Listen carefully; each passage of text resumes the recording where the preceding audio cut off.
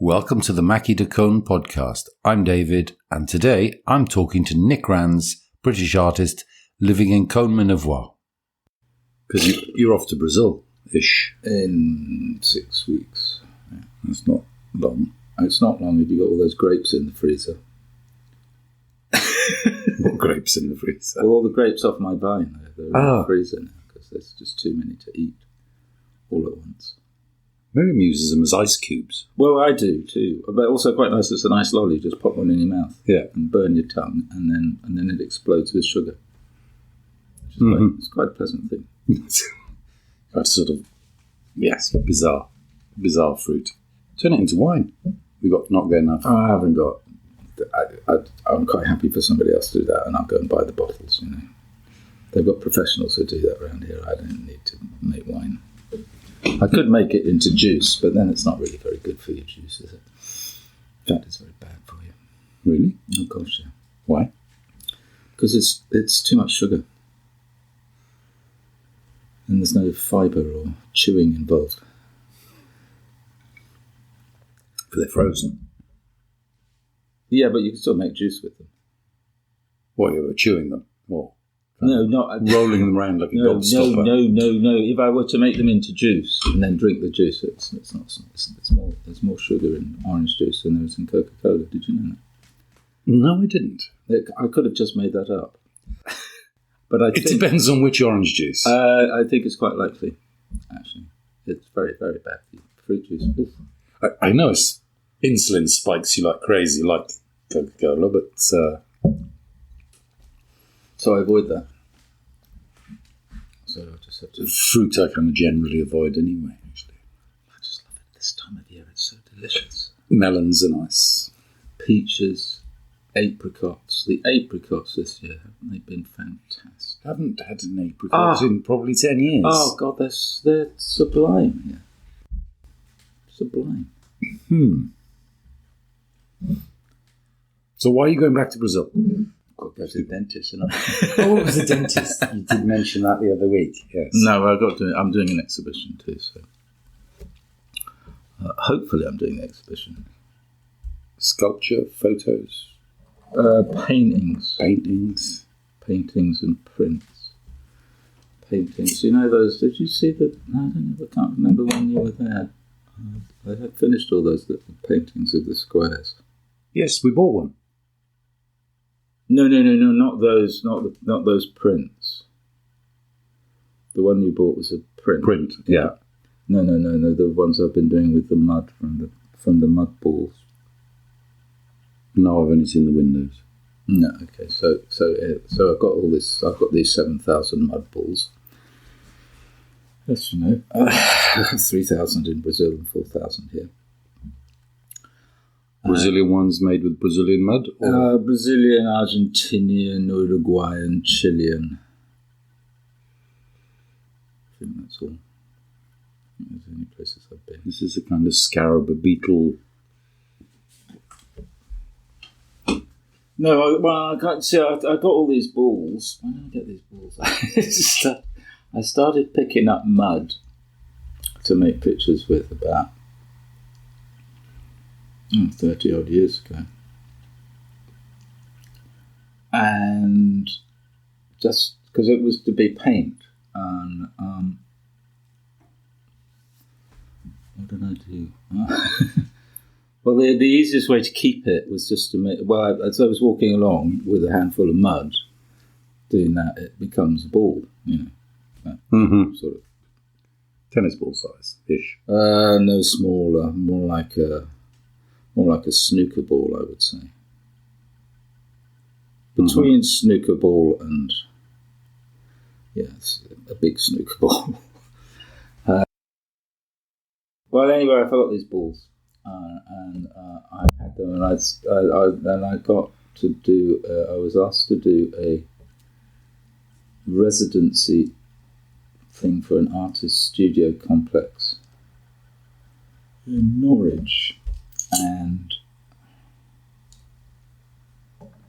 I'd sent them a proposal to do some muddy stuff on the walls, but people there, they saw some photographs of the balls and they said, And by that time I only had about 200. And I said, no, do something with your mud balls. So I stayed there for a couple of weeks and took my mud with me and then picked up. And it must have taken, I remember, I took all the balls from Reading to Norwich in my Fiat Panda, and they must have had quite a few by then, maybe 1,000 or something. And it was almost like the front wheels came off the ground. Fiat Panda's not really designed for humping mud. No. Anyway, so I made the 4,000 and laid them out on the floor. And then they got shown around in various places in England before we went to Brazil. And then when we got to Brazil, I did another piece in another space the next year. So I made another 3,000 there. And so then they were just been there. They've been shown. I mean, they were shown around in Brazil. Those 3,000, and then they're just all packed up. And I thought, okay, it's time to sort this out. Do something else with them. Because, as I say, they were originally to make paintings with. To use for making the paint. Yeah, well, just to be the paint. The mud was going to be the paint. So then I started just putting a wet finger on them and just taking a little bit off and painting little squares. So the paintings are 100, each one's got 100 squares. And they're about 25 by 25 centimetres. 2.5 millimetres each? No. 2.5 centimetres each. Oh, it's 100. Sorry, not 100 by 1,000 squares. No. And so there are 30 of those in Brazil, and there were 40 here. And so 30 in Brazil. And then the idea was to make the whole lot. That's why they were made small, is to make them into a book. And they are now a book. Did you see the book? I don't think you did see that book. No, because I think it only arrived last week. Or you would remember. You gave us one book. But that was the photographs. Yeah. The 100 photos. Or was it 100 or 1,000? Or well, it was 100 pages, each with however many photographs there happened to be. Sometimes 3, and sometimes I don't remember. How do you get 100 negatives in an enlarger? Yes, they're digital.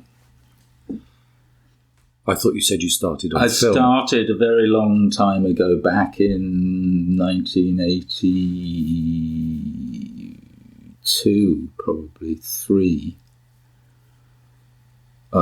making the first, but I didn't put 100 in the enlarger. I put 1 in the enlarger and reduced the exposure time by 100%. Or by 1% to 1%, and then I shoved them all in. So they just one after the other, so it builds up. Yeah. And which was very interesting, and somewhere those photographs still exist, because they have been subsequently scanned, I think. God knows where they are.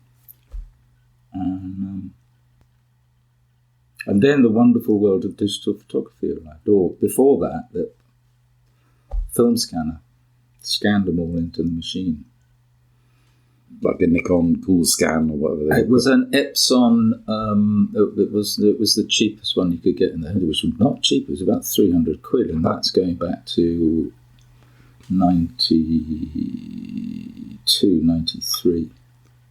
But it was the first kind of thing of its type. It was an Epson film scan. It took ages.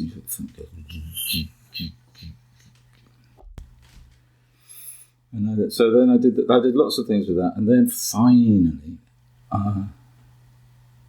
got a digital camera. That does change things. It does change things. It does. The cost, and Photoshop. Well, yeah, I mean, you can Photoshop your scan slides and your scanned film, but it's much easier with a digital camera. You've got to be very careful there. So you just take far too many pictures. Yeah. But as you know, I just take them systematically. I don't look at what I'm taking pictures of.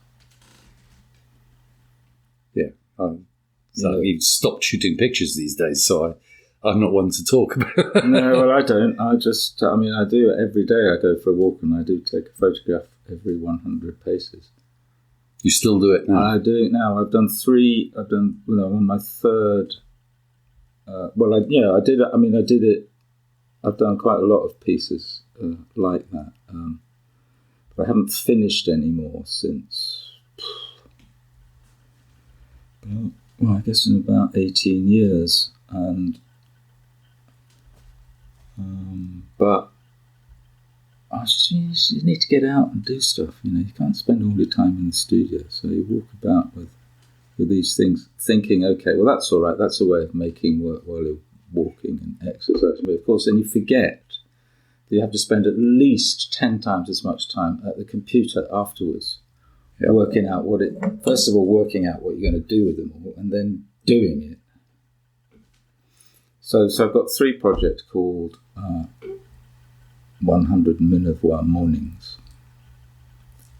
I'm on the 3rd one now, but I haven't done anything with the first 2 yet. So you've got 300 pictures split into 3 folders? No, because on each day I take 20 pictures on each morning. So there'll be 2,000 pictures for each of these projects. And probably what will happen, because I have started and then other things have got in the way because the computer bit is boring. Probably there'll be 100-page books. So there'll be a condensation of the 20 photographs for each day. There might be a way of automating it. You can automate. No, I have automated quite a lot of it. If you're going down to 1% on every image, you open the 100 and then you can just say... Well, photo stacking. You stack them in and then you've got 100 layers and then you just say, give me 1%. And it does it, but then it doesn't look quite like you want, and then you've got to do all the tweaky business. No, I can appreciate that 100%. But they might be nice, and it doesn't matter. It's just a thing, really.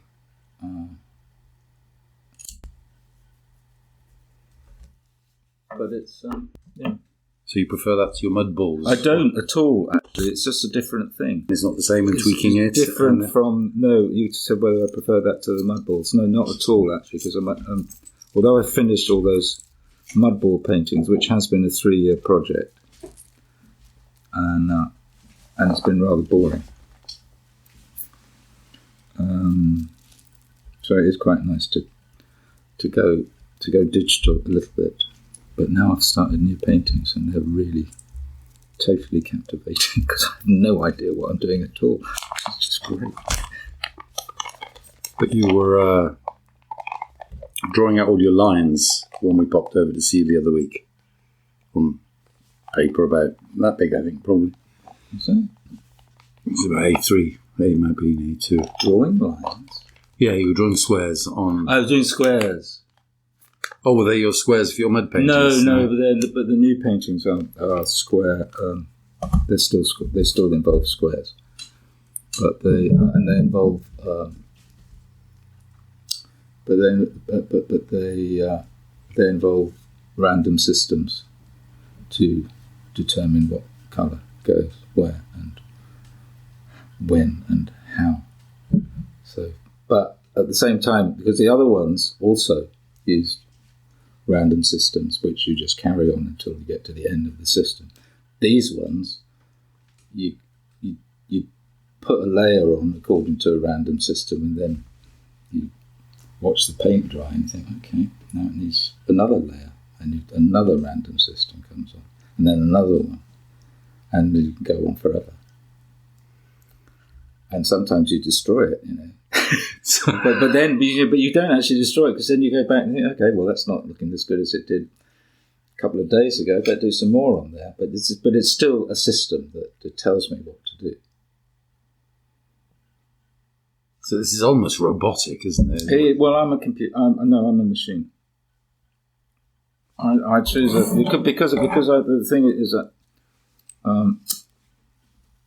unless you're making an observation painting of a thing, which I have done and maybe will do again.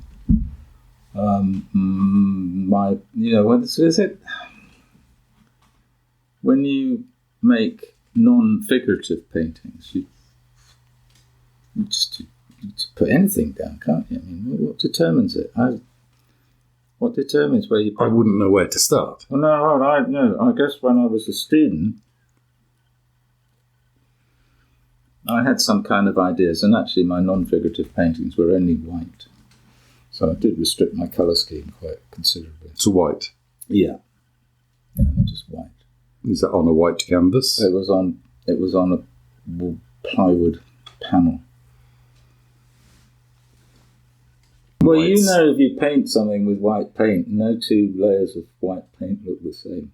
No, I know that, living in a white painted house. And they weren't just white. I mean, they did have a few sort of charcoaly, pencil-y gestures which delimited the space a bit, defined the space according to some idea that I may have had. It was about making a gesture and then measuring it and then covering it up and then uncovering it. And so it's paint stripper as well. So you're a chemist, mathematician, system obsessed. Well, you see, the thing about the systems is if you can't decide. See, when I was a teacher, which I was, and you spend He was an art teacher, and you spend all day, every day, just with people coming saying, you know, what do I do next? So you're looking at you're making hundreds of creative decisions for other people all day. And when you get home, you're exhausted with making those decisions. So was this school, university? There were sixth form students. Right. So it was kind of A-level art. Yeah.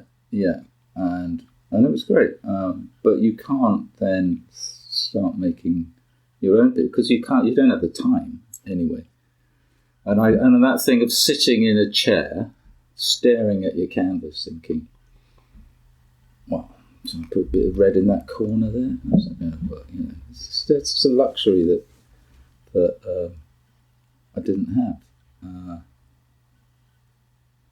So then I started making pictures according to systems. So I could make up a system on the bus, you know, and just write down the instructions on a piece of paper. And then when I get back to the studio, I just performed the system. So explain to me like a system it's like every third square you do. Well, in those days, those were the line paintings which are down in the, you know, which you saw in my house with the oil. Yeah, and so, and that's also when I started making the systematic photographs.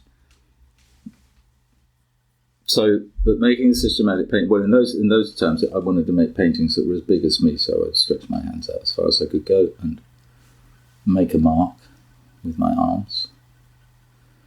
And then I would just repeat them as small as possible until there was no more to do. Until it was finished. Until you filled it up, yeah. So it's like colouring in, really.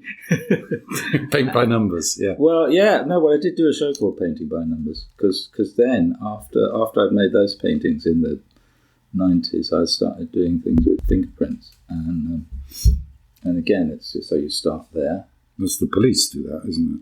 Yeah, they do that. Muddy fingerprints. So you're going to start there with that hand, and you're going to start there with that hand, and you're going to go, that one's going to go up that way, and that one's going to go down that way, and you just keep doing it until you've filled it up. And what happens is a thing, an organic growth. So you sell all these things, or are they all stored somewhere? No, some of them are those spotty ones that were done in Brazil. Quite a lot of those got sold, and actually, because I did a series of 50. Well, I did 100. I did a series of 50 twice for a show in London and a show in Brazil. So I painted them all in Brazil, but I did 2 of each one. And I took 50 to London. And they all did get sold. They were painted 17 years ago. And they hung in the space for 17 years. And they got sold last month. 3 months, 6 months ago. What, on block? Someone bought all 50. Well, basically, they bought the building they were in. And the person selling the building, I don't know, maybe he said, I can't remember what happened, but the buyer said, yeah, well, I'll have those too. So the person selling it said, how much do you want for them? Does this sound about right? I said, yeah, right. Very nice. And they took it. Yeah. Which was really nice, actually. It's good. That's, it took 17 years to sell those. It's time well invested. And things sell occasionally, but the big ones are too big for people to hang, You couldn't hang any of my big ones in here. No. Well, the whole house has got windows everywhere. That's the thing. People have got stuff everywhere. So they won't see it. It doesn't matter.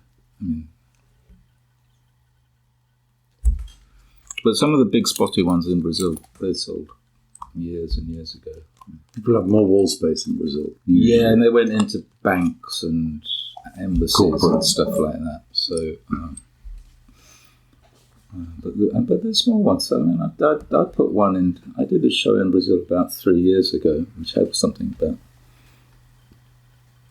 180 by 140. And we were still hanging the show, and it sold about 30 seconds after we stuck it on the wall. That's cool. Well, it's a bit weird, because we're hanging the show, and the guy who runs the gallery case said, so what's the price on this? I said, well, I don't know, we haven't talked about it yet. And so we just made up a price, and it went. So it's far too cheap. Well, it's always, the last person to see it kind of buys it, but it can be the first as well. Yeah. But that was good. But I don't sell many things, really.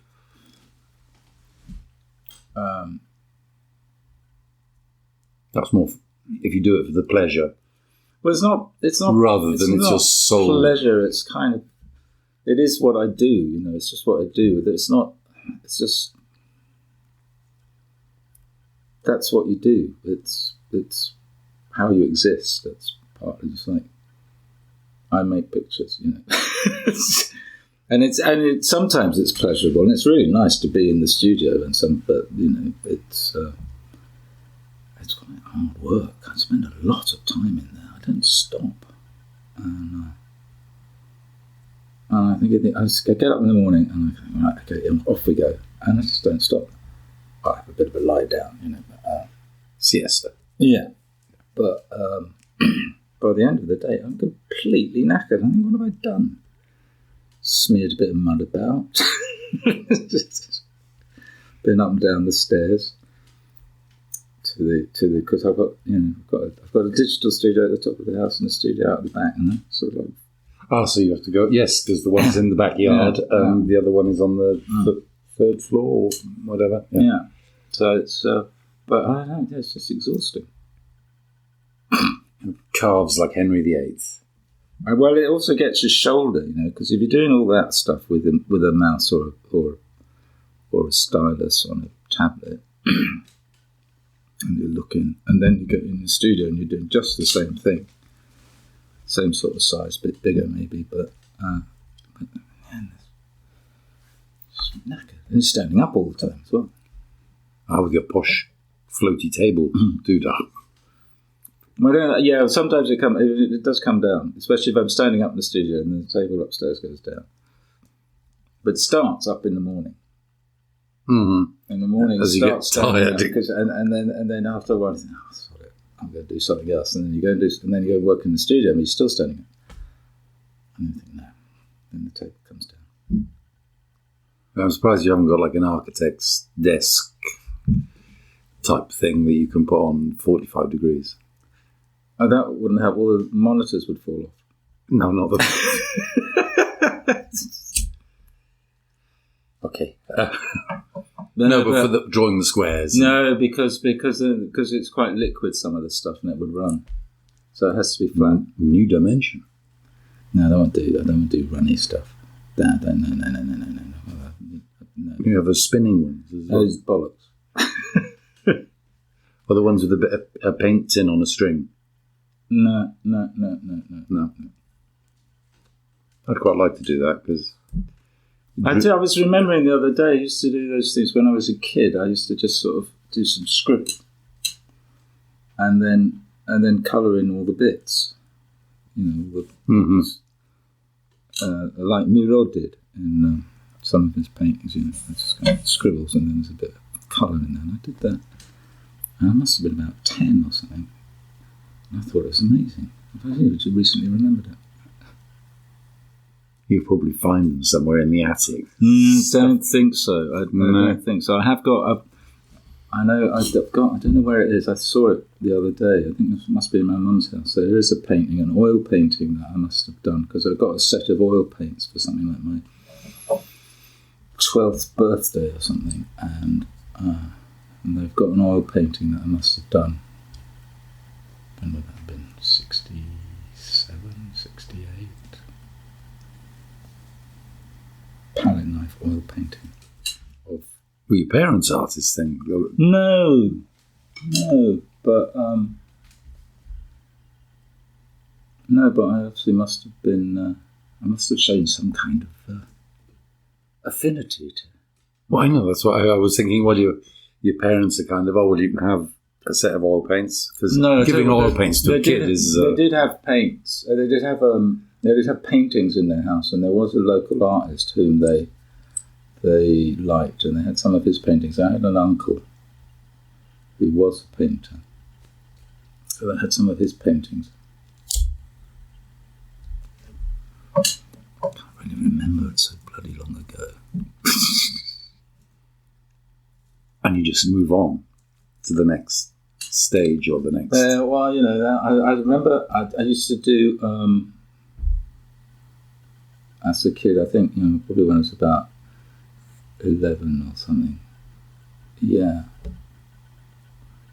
When I first went to secondary school, I used to make treasure maps. Used to draw a map and put here's the treasure and stuff, and then set fire to the edges of this paper so it looked like old paper.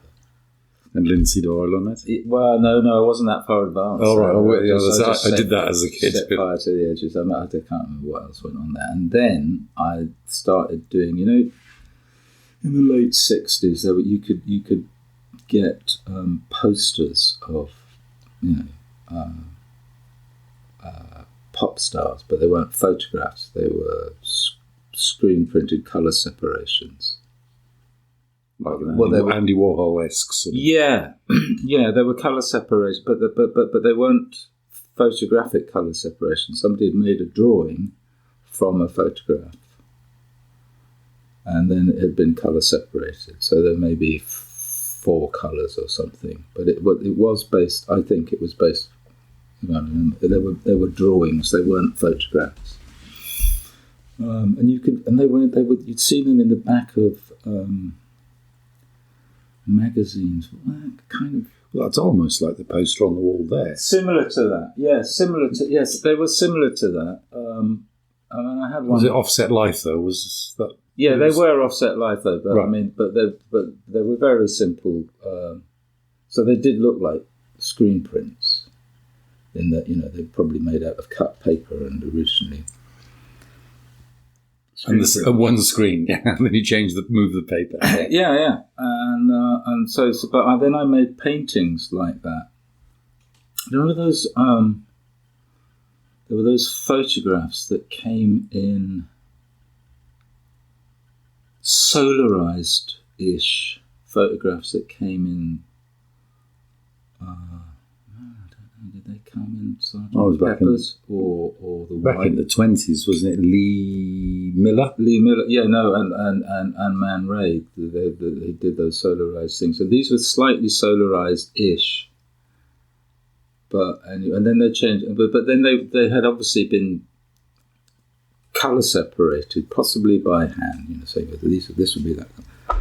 And then they'd been 4 colours or something, maybe a range of blues and a bit of green or something, and a portrait of Jagger or Dylan or something with sort of wonky lettering around the top, all that kind of stuff. Jefferson Airplane playing and blah blah blah. And so I started doing those for my school chums. I just sort of did them on wallpaper, lining paper, with poster colour and I don't remember. I was given another thing. My parents, they gave me a pantograph. Was that the wheels cogs? No, it's it was a spirograph. It's you've got 2 sticks like that, and then 2 sticks like that, and they're fixed, so it's like a kind of tri-square with an extra bit in the middle, and maybe a little hole in the smaller bit that you look through, and you put your pencil, and it copies across onto the other. But it does it bigger. Yes, because you can change the length of the arms. I can remember them. So I would do that with these photographs of these posters, which were in, I don't know, pop magazines. I was like, Disc and Music Echo, Rave magazine. That's right. And you could buy these posters, and I'd do it with those and blow them up, and then colour them in. And I sold them to my school chums back in the 1960s, early 70s. And what was it called? The sketchograph? It was called a pantograph. It's a pantograph. Pantograph, and it just enlarged it. And I don't know. I thought I wanted to do them even bigger, so I extended one bit of it. Yeah, because you move an inch there, and it moves 2 inches over there. Yeah, but I only extended one arm, and so the whole thing got attenuated. It distorted everything because it wasn't doing put perspective on it. It wasn't doing both dimensions, so it just went zzz, like that. You see, the one dimension was twice as big as the other dimension, right. And I was just doing it. And then I looked at this thing coming out. What the fuck's happening? I was scared to shit out of there because this thing's just gone.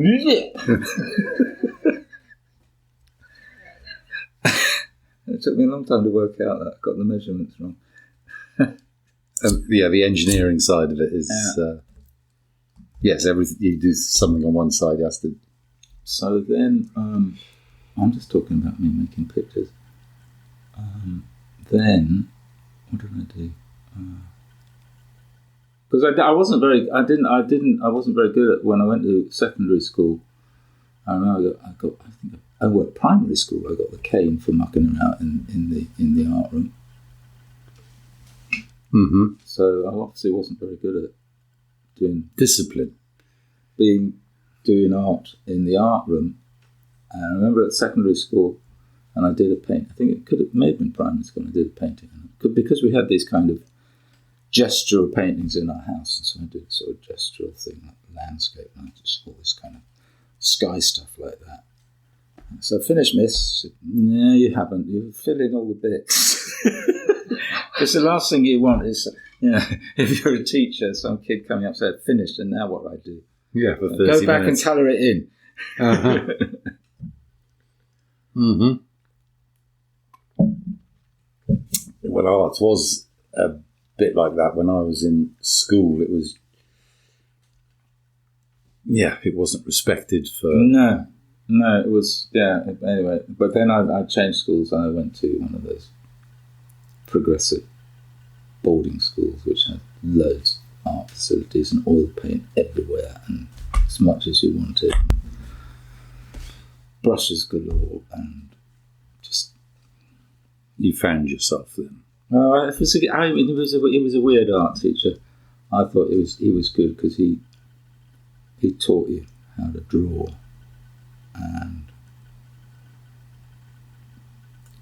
taught you art history, and he knew his stuff. He had a great big copy of see if I can remember, of a Renaissance painting, which is in the National Gallery, and he had a copy that he'd done as a student of this painting hanging in the art room, and it was fantastic. Because he knew, because he'd been taught properly how to copy from the masters. Well, it gets to the point where, is it copying? Well, it doesn't matter if it is. When you're a student, that's how you learn. Control of your instruments. Well, just looking at how other people have done it. And other types of brush how to strokes. speak, isn't it? You just copy other people. It's like the fabric in those Renaissance kind of, Yeah. they do lace. Yeah, And then you look it up close, and it's almost nothing. yeah. It's just brush strokes. But you step back, and it turns into lace. I know, it's phenomenal, isn't it? Yeah. The tricks of the eye. Yeah, and no, it's amazing. I love looking at all that stuff. That gobs, yeah, because it looks like a And then you photograph. see that and you think, oh, for Christ's sake, what am I doing really? I'm just mucking about. With your mud fingerprints. But it's a different thing, isn't it? I mean, Can you draw kind of I a don't. realistic portrait or a... Yeah, well, I used to sell portraits. When I went to this other school, I actually did paint portraits. Well, we did we did figure drawing, and I did portrait painting, and I painted portraits of my friends at school. It's a good way to chat up a girl, saying, "I want to paint your portrait."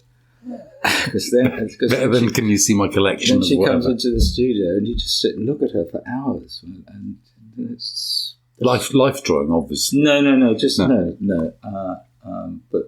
And I sold them to their parents, these paintings. So they actually had a good resemblance Oh to no, the... they were good. They were Yeah. good, actually. Some of them were pretty good. Yeah, I didn't do many of them because they take a long time. I probably did half a dozen. I did one that was kind of a life-size full figure. So it's 2 meters tall. Of a girl in a really beautiful dress. I must have a photograph of that. Where's my phone? Do you think I've got a photograph? I don't think I have on here. No. But somewhere I must... Oh, no, I've got a photograph. I've got a print of it. It's probably in Brazil and it's probably fallen to bits. Maybe there's another one knocking around. Yeah, so I could do that when I was, 16, 17. I could do that drawing stuff. No, I was just because I did stained glass, and Oh, did you? and we had life drawing classes and Yeah. all that kind of thing, and I was kind of doing some Picasso-esque cubist sort of window, and the guy just turned around and when you've got to learn how to draw correctly before you can abstract things. So do something more realistic. Because I was kind of, avoiding the getting the proportion of the hands correct to the face. And Yeah, I know, but I mean, and that is, you can say that's true, but then, when I was an art student, and I was very interested in this kind of thing. I was very interested in drawings by preschool children, and even infants, and just picking up a stick and making marks. And so we all do that from the age of about 1. yeah. And so you actually don't, therefore, so that's an inbuilt thing of making a mark and looking at it, then actually you don't need to learn how to draw hands because there's a language there already. Yeah, but to be able to draw something that's not photographic, It's but a thing. It's a skill. but something that is in front of you, to be able to perspective, like doing perspectives of buildings and what and the buildings get smaller at the top, but they're actually square or not every culture does that. No, I know, but you're looking at like Da Vinci's No, quite, yes. and all the perspectives in the background, and it really gives it its third dimension. Invention of the camera, of course, and the camera obscura, it's because it doesn't really look like that. Well, our brains just trick us.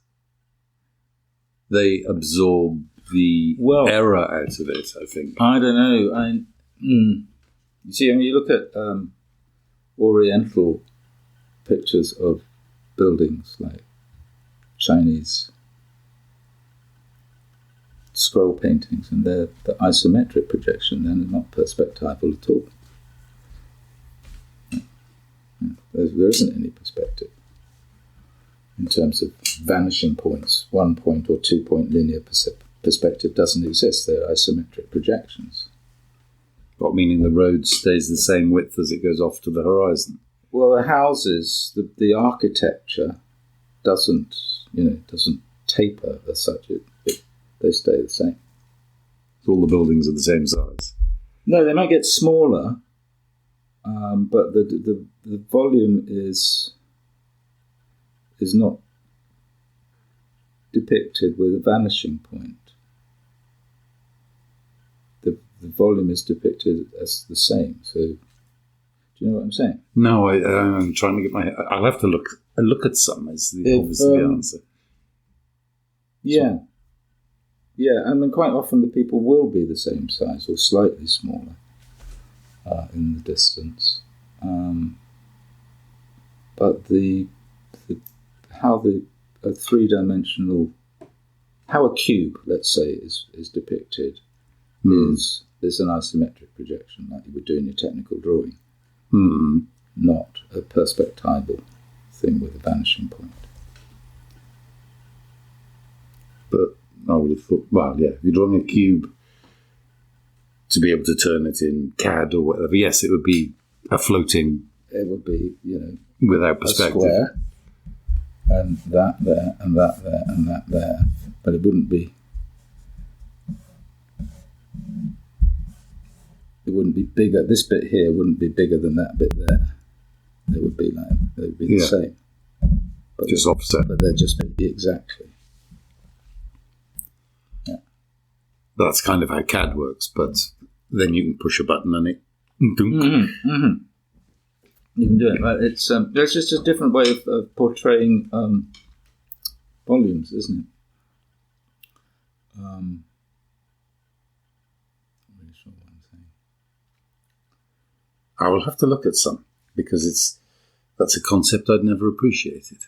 Oh, if you look at a Chinese, in particular Chinese scroll paintings of village scenes or something, there is and even if you look at early Renaissance paintings before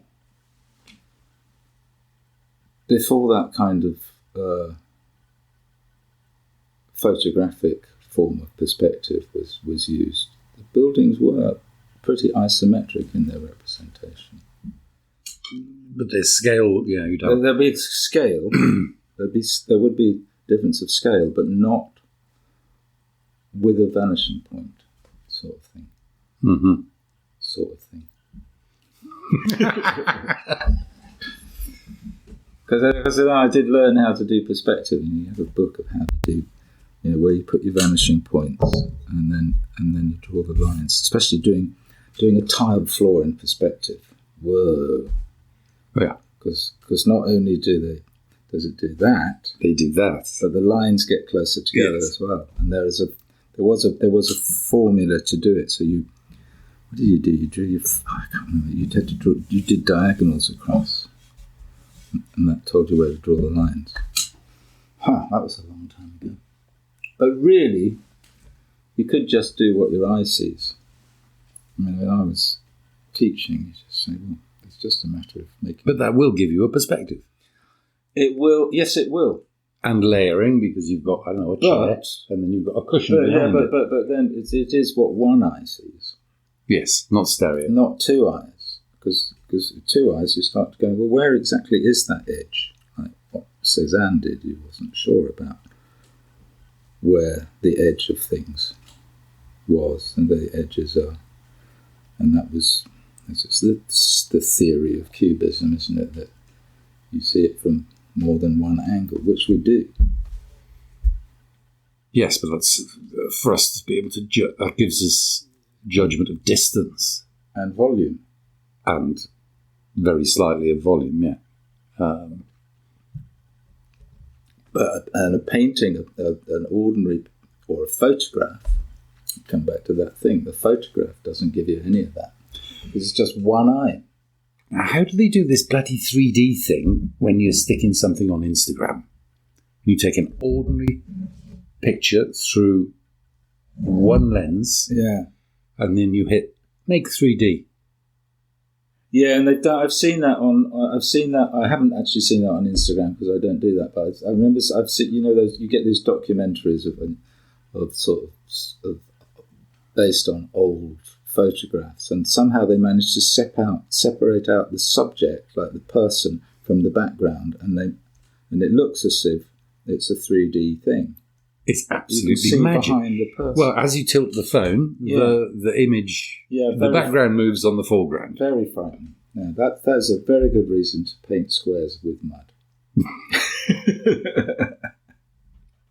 Back to basics. It's kind of... that's just too disturbing, because then if you can do all that, then what does it all mean? It's just a load of pictures and with technology involved. When you think what we can do now just with the telephone and paint on the telephone. No. You know, just Microsoft Paint or whatever the program's called, and it's and then send it off. These things are disastrous, really, what they've done to picture making, I think. Well, except I use mine. You take your pictures in the morning on that? I don't. I use a camera. A digital camera. Right. Because this thing, it keeps turning itself over, and you've got to press a button. You've got to look at what you're taking a picture of. You can't. I suppose you can make it take it automatically every minute or two, but no.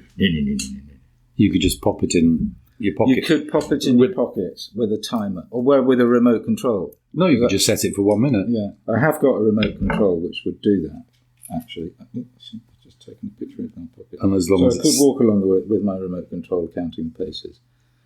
But I would never know that it was really working. You could probably get something because it'll measure your steps. I know it will. So it would know when your 100 paces was up. Yeah, but I'm quite good at counting. And then you could just walk and forget about it, and then you'd have no idea of what the results were going to be. Because if you think, it's taking a picture now, you might sort of think, I'll cock it to the left a bit or the right a bit to get those trees in. I tend not to, because I shoot from here. Oh, right, okay. So, I just walk along, it's in my hand, and then just after 100 paces, I just go, put it back. That is a wild concept to not look at the picture you're taking, for me. Well, yeah, I know, but that has to do with what we were talking about before, about what photography is, and it's about those two things. It's about the what and the when. It's about what you point it at, because you're putting a frame around things. Yeah, but if you're not looking through it. Exactly. And when you press the button, that is the other choice that you make for that fragment of a second. And so those choices are controlled beforehand. And I will say, I would take it after I've counted that long, and it will be whatever's in front of me, and I won't look. So, So is it a photograph? Well, yes, because it is a recording of light on a sensitive on thing. the system, yeah. Okay. Yeah. So, but then you'd say that is what a photograph is. It's nothing to do with the time and the place. No, but that is, but then you see people evaluate a photograph according to those two things, the time and the place, what it's of and when it was taken. Otherwise, it's just, but even then, it's still nothing, It's just meaningless. Meaningless. I think it's meaningless. it can move people's emotions, so it's not me. But such. you see,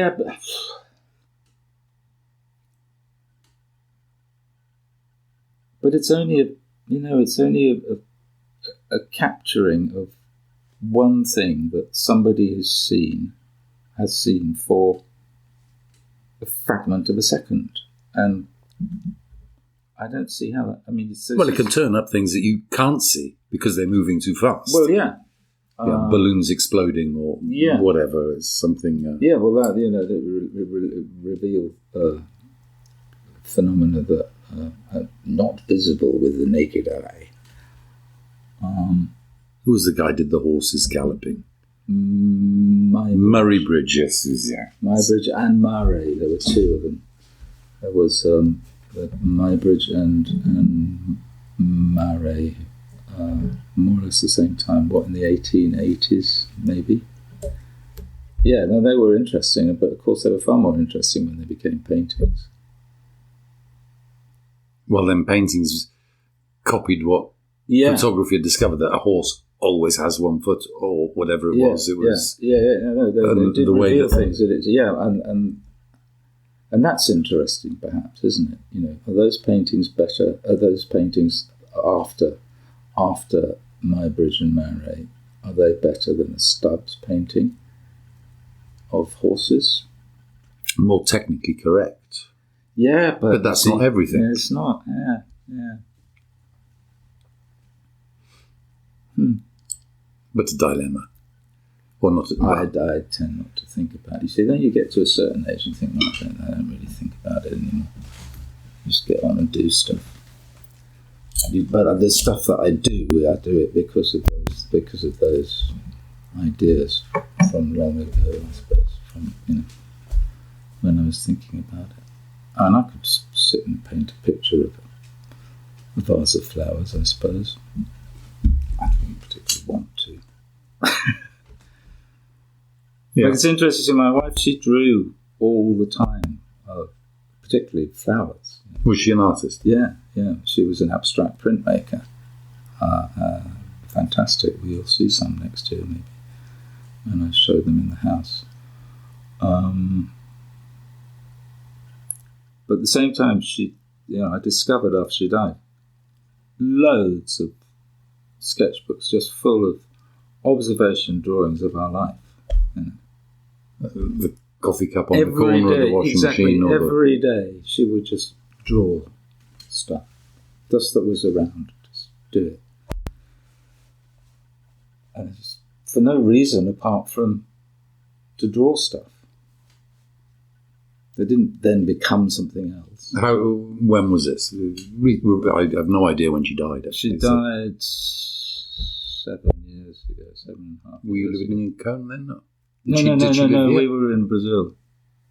No, she never lived. She never came. Well, she did come here once. We came here once to visit Heather and Chris about 10 years ago, I guess.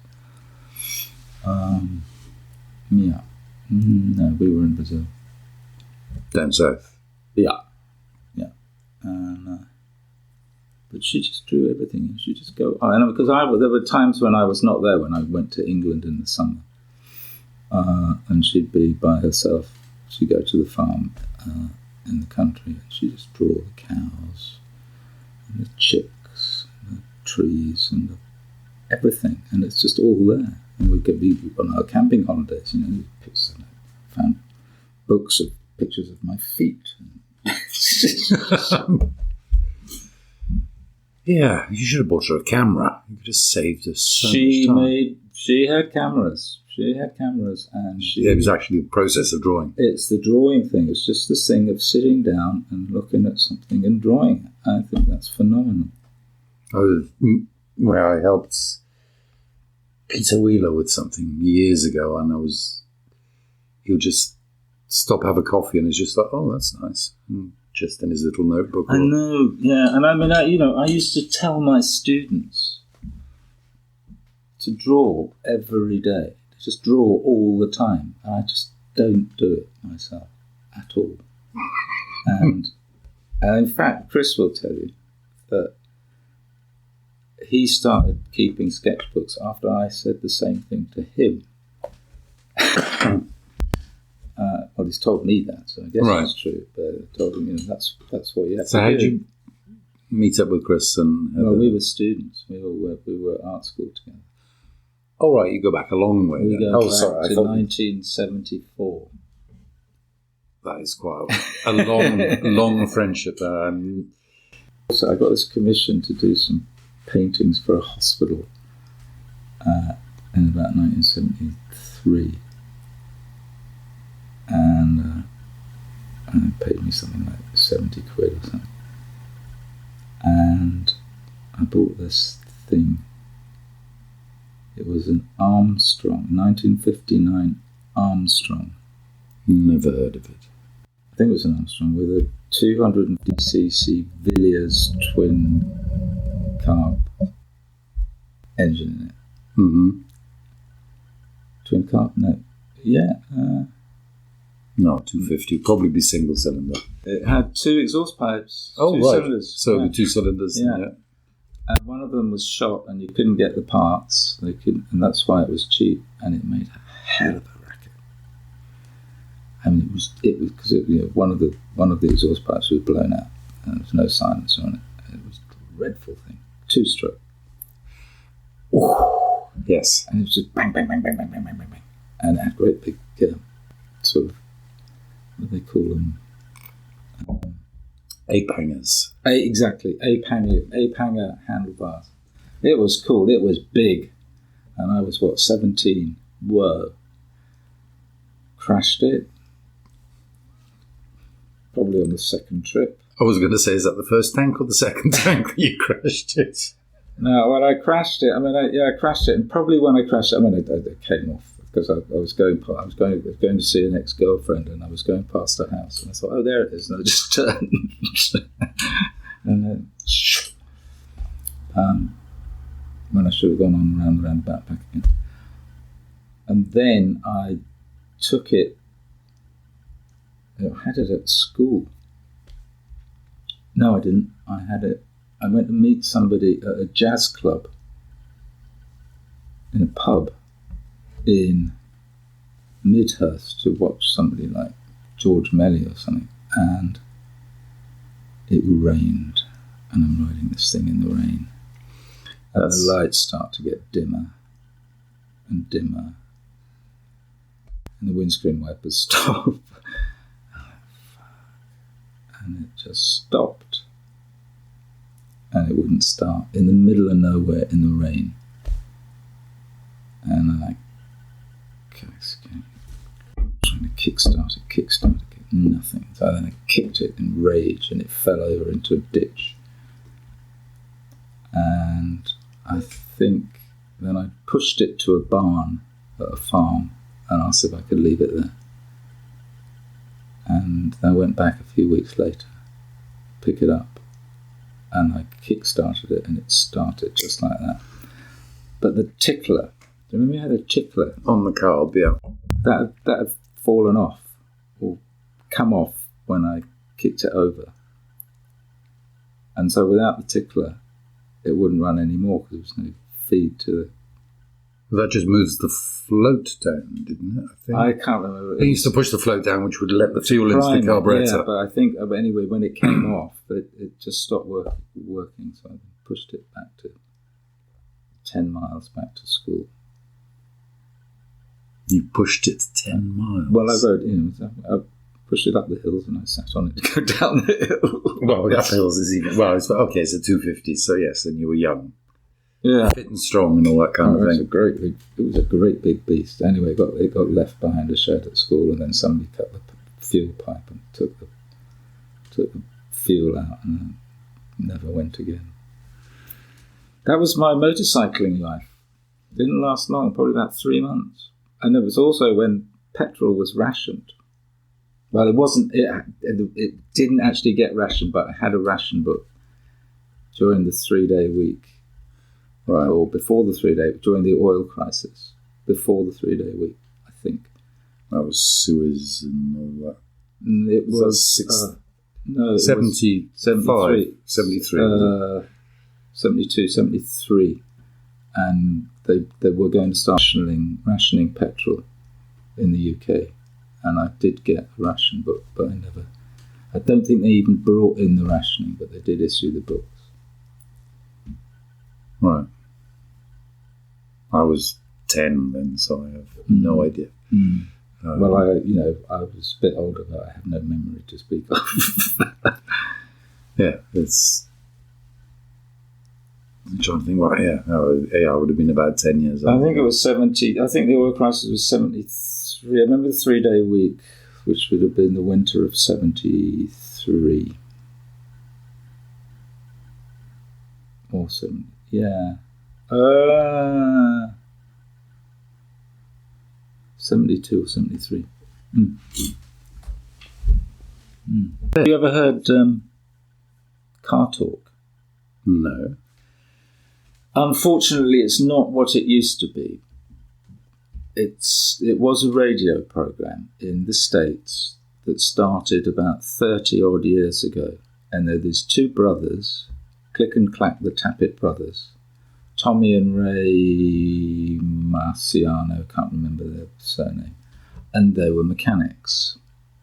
But they both had sort of doctorates from MIT, and they had a garage in Cambridge, Massachusetts. And their podcast was called Car Talk, and people would call up with their car problems. And they would diagnose them. But they'd get these people on the phone, so what kind of noise is it making? Can you make that noise again? And they're just creasing up and ripping the piss out of everybody. And it's so funny. National Public Radio, Car Talk. But, one of them died about 3 or 4 years ago, and they're not making any more. So they're only playing archive stuff, and they're interspersed with lots of advertising, and they're shorter than they were. But I still do listen to them. And they're also very good for falling asleep to, until suddenly you wake up because it's just hilarious. They're laughing themselves silly, and you just hear these people giggling, and you just think, that's good. Car Talk. I will try and find that on my phone a bit later. Yeah. Right. We will call it a day. We'll call it a day. Hello, Dave. Mr. Day. Yeah. Hello, my name's Mr. Day. Well, that's the end of the first podcast. I hope you enjoyed it. Please like and subscribe and hit the notification bell, and then you'll find out when the next podcast is up online.